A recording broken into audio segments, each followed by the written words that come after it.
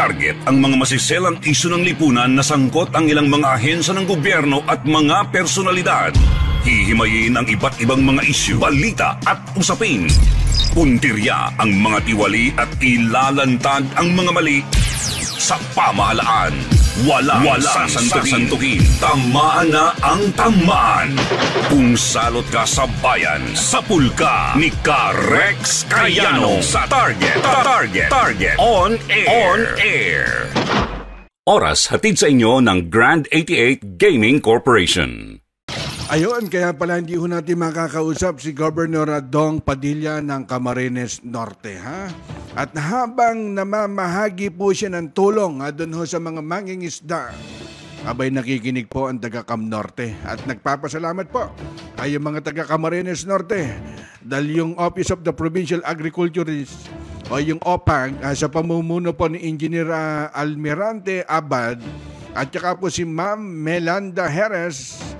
Ganon din po ang Provincial Agri Extension Office sa pamumuno naman ho ni Sir Romeo Pidok, abay isinagawa ay yung pamamahagi ho ng lambat. Yung mga materyales siguro ito, napapanood nyo, si Governor po yung nakabarong po, naka-white. Yan po yung pinamamahagi po nilang libreng bangka. Doon po sa mga mangingisda. Napakaswerte. Ng taga Camarines Norte, ha? At nasa 45 yatang individual na mga mangingisda mula ho dyan sa bayan ho ng Mercedes, sa bayan ho ng Dae, Talisay, Paracale, sa Jose Panganiban, sa Santa Elena, Talisay, sa Labo, o dyan ho sa Basod. Yan po yung mga tumanggap po ng materyales para ho dun sa bangka. Abay, maswerte ho kayo. Kasi naandyan po si Governor Dong Padilla at nakaalalay pa to the rescue. Siyempre yung anak ko niya ay yung Provincial Administrator na si Kuya Don Padilla. Ha?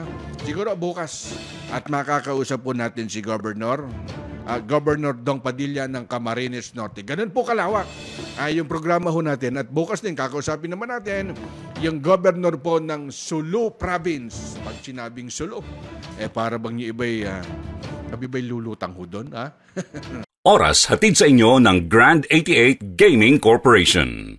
Sumainyo ang isa na namang makabuluhang edisyon ng Target On Air. Kasama si Rex Cayano. Abangan muli bukas alas 3 hanggang alas 4 ng hapon. Kung salot ka sa bayan, ikaw ang isusunod ni Rex Cayano na Target On Air.